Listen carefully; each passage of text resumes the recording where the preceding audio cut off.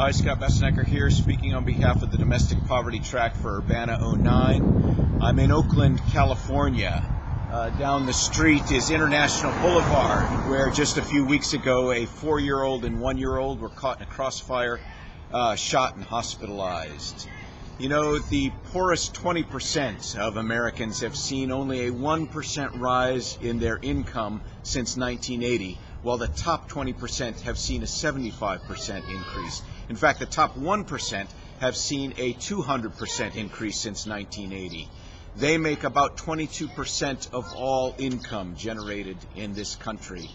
I want to invite you to the Domestic Poverty Track, where we're going to ask questions of what it means to care for the poorest people in North America. I was in Vancouver just a few weeks ago, where I must have seen in the downtown east side 3 or 4 people on their hands and knees looking for grains of cocaine that might have dropped into the cracks of the sidewalk. Desperation, gang violence, crime, drugs. These are the sorts of things that rise when income goes down and hope along with it. What would it mean to convey hope in these places? What would it mean for people of hope to move into some of the highest crime, highest poverty neighborhoods in North America? Those are the questions we're going to ask. We're going to listen to people who've done just that.